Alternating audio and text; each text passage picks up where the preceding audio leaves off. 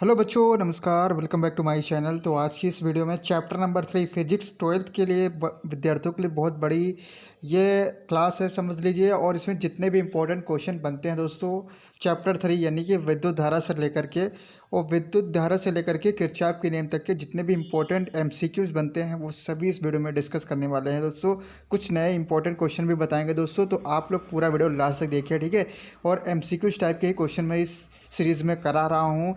तो अभी तक चैनल को सब्सक्राइब नहीं किए हैं तो एमसीक्यू की तैयारी के लिए चैनल को सब्सक्राइब कर लीजिए। इसके बाद आंकिक प्रश्नों पर भी हम आप लोगों को वीडियो अपलोड करके देंगे, लेकिन सबसे पहले आपको चैनल को सब्सक्राइब करना पड़ेगा, ठीक है। तो आज की इस वीडियो में विद्युत धारा चैप्टर नंबर 3 विद्युत धारा के एमसीक्यू क्वेश्चन आप लोगों को कराने वाले हैं, जो बोर्ड में भी आए क्वेश्चन यूपी बोर्ड में, और कुछ नए इंपॉर्टेंट क्वेश्चन भी आपको बताएंगे एमसीक्यू टाइप के। तो चलिए आज की इस वीडियो को स्टार्ट करते हैं।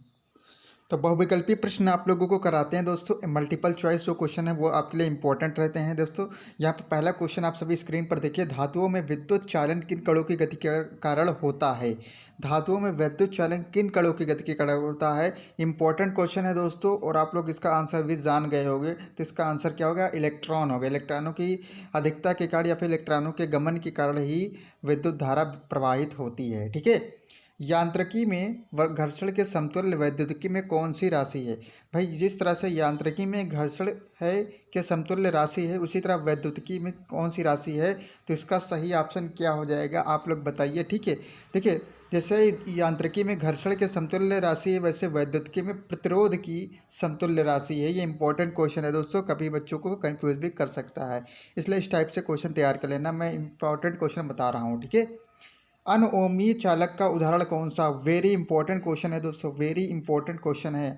अनओमी चालक का उदाहरण क्या है? इसका एग्जाम्पल, इसके डेफिनेशन भी तैयार कर लेना, आपके बोर्ड में भी आएगा दोस्तों, ठीक है। तो अनओमी का उदाहरण क्या है? डायोड है, ठीक है। डायोड इसका सही आंसर हो जाएगा।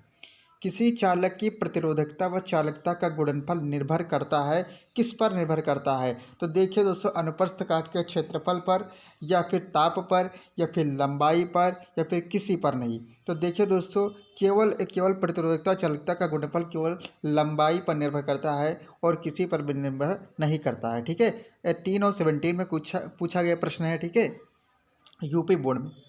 अनुगमन वेग किस पर निर्भर नहीं करता है? वेरी इंपॉर्टेंट है। इसका डेफिनेशन देखिए, अनुगमन वेग की डेफिनेशन और जो इसका मात्रक है वो भी तैयार कर लेना दोस्तों, ठीक है। तो अनुगमन वेग किस पर निर्भर नहीं करता है वो आप सभी बताइएगा, ठीक है।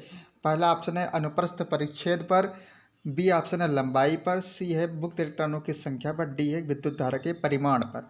तो लंबाई पर दोस्तों यह निर्भर नहीं करता है, ठीक है। तो बी ऑप्शन इसका सही हो जाएगा। वेरी इंपॉर्टेंट है क्वेश्चन। यहाँ पर देखिए 6 नंबर क्वेश्चन, विद्युत धारा घनत्व जे तथा अपवहन वेग वीडी में संबंध क्या है? ये आपको बताना, 2015 में आया है क्वेश्चन, ठीक है। तो ये आप लोगों को फार्मूला से पता होना चाहिए दोस्तों। इसका फार्मूला क्या होता है आप लोगों को जानना चाहिए कि जे बराबर एन ई वी डी होता है। ये फार्मूला होता है जे बराबर एन ई वी डी, ठीक है। तो इसका ए ऑप्शन सही हो जाएगा। आप लोग कमेंट करते रहिएगा दोस्तों कि कौन सा ऑप्शन सही हो रहा है, ठीक है। विद्युत वाहक बल ई का एक सेल प्रतिरोध आर के सिरों से जुड़ा है। यदि सेल का टर्मिनल विभवांतर वी हो तो सेल का आंतरिक प्रतिरोध क्या है? ये इंपॉर्टेंट क्वेश्चन है, 2020 में आया है। इन्होंने क्या कहा है कि विद्युत बल ई का एक सेल प्रतिरोध आर के सिरों से जुड़ा है। यदि टर्मिनल विभवांतर इन्होंने वी रखा तो सेल का आंतरिक प्रतिरोध। आप लोग फार्मूला जानते हो, किरचॉफ नियम वाले चैप्टर में जानते हो फार्मूला, कि इसका फार्मूला क्या होता है? E minus V into R upon V. E minus V into R upon V, ये फार्मूला था विभवांतर का, टर्मिनल विभवांतर का, ठीक है। तो ये आप लोग सेल का प्रतिरोध, आंतरिक प्रतिरोध के संबंध में ये टर्मिनल विभवांतर का एक सूत्र होता है, ठीक है, याद रखना। प्रतिरोध की बीमा, अब कभी बच्चे यही छोड़ जाते हैं दोस्तों कि वह डायमेंशन को भूल जाते हैं, डायमेंशन कभी निकालना नहीं जानते हैं। तो डायमेंशन बच्चों तैयार कर लेना, प्रतिरोध की या विद्युत चालकता की, वैद्युत धारा की जो डायमेंशन है वो तैयार कर लेना। जो मोटे मोटे या फिर जो मेन टॉपिक्स हैं उनके यहाँ पर डायमेंशंस तैयार कर लेना, ठीक है। प्रतिरोध की बीमा क्या है वो आप सभी बताइएगा, ठीक है। प्रतिरोध की बीमा क्या है कि M1L2T3 A⁴2, ठीक है, ये इसकी बीमा हो जाएगी। 14 और 17 में आया था क्वेश्चन ये, यदि संतुलित व्हीटस्टोन सेतु की प्रत्येक भुजा तथा धारामापी का प्रतिरोध आर हो तो बैटरी को जोड़ने वाले सिरों के बीच कुल प्रतिरोध क्या होगा। वेरी इंपॉर्टेंट क्वेश्चन है दोस्तों, ये इस टाइप का क्वेश्चन आपका कॉन्सेप्ट बेस्ड बनता है।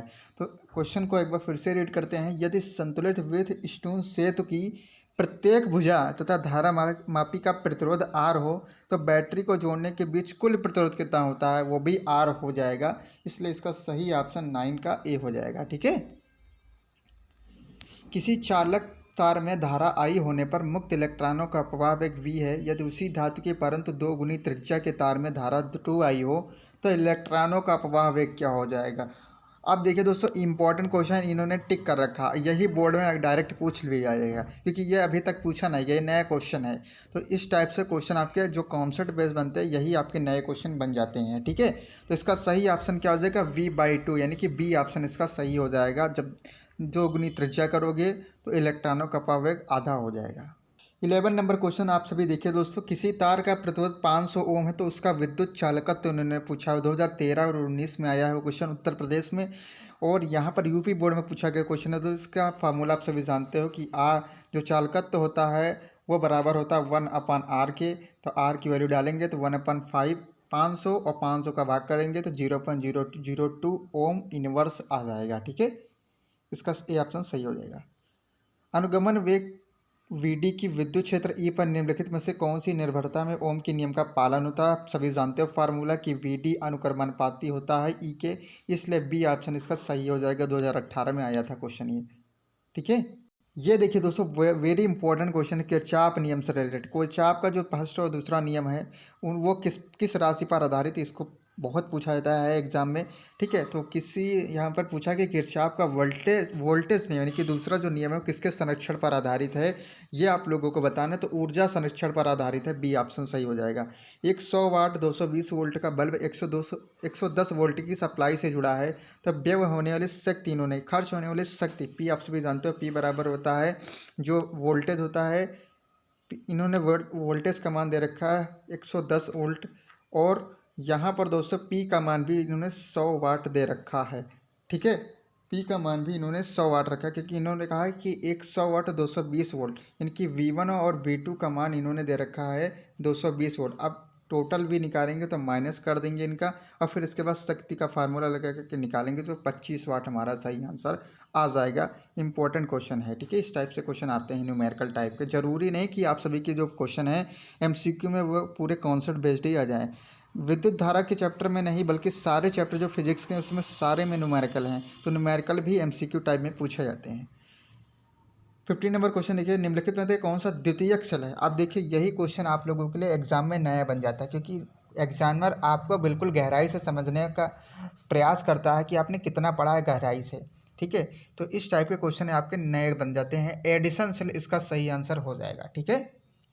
एक प्राथमिक सेल का विद्युत भागबल 2.4 वोल्ट है। यदि सेल को लघुपथित कर दिया जाए तो यह 4 एम्पियर की धारा देता है। सेल का आंतरिक प्रतिरोध, अब इन्होंने आंतरिक प्रतिरोध आर का मान पूछा, फार्मूला पता होगा तो इसका सही आंसर आपके सामने आ जाएगा। तो फार्मूले को लगाएंगे दोस्तों तो इसका सही आंसर आपका 0.6 ओम आ जाएगा। ठीक है। एक बैटरी जिसका विद्युत भागबल 5 वोल्ट है, आंतरिक प्रतिरोध 2 ओम है, बाह्य प्रतिरोध से जुड़ी है। यहाँ पर बाह्य प्रतिरोध से नहीं, बाह्य बैटरी से जुड़ी होगी। ठीक है। यदि परिपथ में 0.4 एम्पियर धारा बह रही हो तो बैटरी की टर्मिनल लोड था। फार्मूला बेस्ड क्वेश्चन है दोस्तों, फार्मूला के आधार पर रखेंगे तो 4.2 वोल्ट आपका सही आंसर आ जाएगा। एक ही फार्मूला लगेगा 17 और 16 में। ठीक है। यहाँ पर देखिए ये क्वेश्चन बहुत आते हैं, इस टाइप के क्वेश्चन आपके न्यूमेरिकल में बहुत आते हैं क्योंकि चित्र बना करके दे देता है एग्जामिनर, और कभी कभी दोस्तों ये हल करने को भी आ जाता है 2-3 नंबर में। तो इसको हल करने का प्रयास करेंगे। कैसे करेंगे, आप किरचॉफ नियम को फॉलो करेंगे, किरचॉफ नियम का नियम लगाएंगे तो यहाँ पर आपका सही आंसर आपका 2 ओम निकल आएगा। ठीक है। MCQ टाइप के क्वेश्चन इसलिए मैं इन्हें हल नहीं करा रहा हूँ। ठीक है। ये देखिए क्वेश्चन है, ये देखिए ये इंपॉर्टेंट क्वेश्चन बन जाते हैं क्योंकि ये क्वेश्चन आपके कंपटीशन लेवल के हो जाते हैं क्वेश्चन, और बोर्ड इन्हीं को ही पूछता है ज़्यादातर क्योंकि ये क्वेश्चन अक्सर करके ग्राफ वाले किसी को नहीं पता होता है, कंपटीशन के तौर पर ये क्वेश्चन होते हैं। ठीक है। एक सेल से ली गई धारा आई तथा सेल के बीच टर्मिनल वोल्टेज वी के बीच ग्राफ खींचा है, यानी कि वी और आई के बीच इन्होंने ग्राफ खींचा है। कौन सा ग्राफ ठीक है ये आप लोगों को बताना है। तो जाहिर सी बात है जब वी का मान घटाओगे तो आई का मान बढ़ेगा, इसलिए बी ऑप्शन इसका सही हो जाएगा। ठीक है। 20 नंबर क्वेश्चन देखिए, ये देखिए क्वेश्चन आपके लिए भी इम्पोर्टेंट है। एक जाल दे रखा है, इन्होंने धाराओं के मान दिखाएं तो आई का मान, यहाँ पर किरचॉफ नियम लगाएंगे दोस्तों, किरचॉफ नियम का संधि नियम लगाएंगे और आगत और निर्गत धाराओं का योग जो होता है वो शून्य होता है, यही फार्मूला यहाँ पर लगाएंगे दोस्तों। तो इसका सही आंसर आपका 13 एम्पियर आ जाएगा। ठीक है। 0 केल्विन ताप पर शुद्ध अर्धचालक क्या होते हैं? 0 केल्विन ताप पर शुद्ध अर्धचालक क्या होते हैं वो बताइएगा। तो 0 केल्विन ताप पर जो शुद्ध अर्धचालक होते हैं वो हमारे विद्युत रोधी होते हैं, यानी कि जिनमें विद्युत का प्रभाव नहीं होता, अचालक। ठीक है। यह एक बेलनाकार चालक में विशिष्ट प्रतिरोध एवं विशिष्ट चालकता का गुणनफल निर्भर करता है। किस पर निर्भर करता है? इनमें से कोई नहीं। ठीक है, इनमें से कोई नहीं, बाकी सभी पर निर्भर करता है। ठीक है। तो ये डी ऑप्शन इसका सही आंसर हो जाएगा। एक बार दोस्तों फिर से रीड करते हैं। 22 नंबर का क्वेश्चन देखिए। एक बेलनाकार चालक में विशिष्ट प्रतिरोध एवं विशिष्ट चालकता का गुणनफल आपके पदार्थ पर निर्भर करता है। ये डी ऑप्शन इसका गलत हो जाएगा। ठीक है, जो मैंने बताया उसको यहाँ पर ध्यान नहीं देना है, बी ऑप्शन इसका सही हो जाएगा। ठीक है, तो थोड़ा सा मिस्टेक हुई है, उसके लिए मैं क्षमा चाहता हूँ, लेकिन आप लोगों के लिए इंपॉर्टेंट क्वेश्चन बताएं दोस्तों। अगर आप लोग अच्छे से तैयार करते हो कॉन्सेप्ट बेस्ड के क्वेश्चन, न्यूमेरिकल टाइप के क्वेश्चन, तो आपका एग्जाम में अच्छे नंबर आएंगे। आप लोग कमेंट करके बताइए दोस्तों कि आपको कौन से चैप्टर के इंपॉर्टेंट क्वेश्चन चाहिए। ठीक है, क्योंकि मैंने विद्युत धारा का भी आप लोगों को वीडियो बना करके दे दिया है। अब आप लोग कमेंट करिए दोस्तों किस सब्जेक्ट के आप चाहते हो या फिर कौन से चैप्टर के चाहते हो, वो आप लोग हमें कमेंट करके जल्दी से बता दीजिए, क्योंकि एग्जाम में बिल्कुल भी समय नहीं बचा। एमसीक्यू टाइप वाले क्वेश्चन आपको करा देते हैं और जो न्यूमेरिकल है वो भी आपको आगे आगे करवा लेंगे। ठीक है, तो जल्दी से कमेंट करिए। धन्यवाद।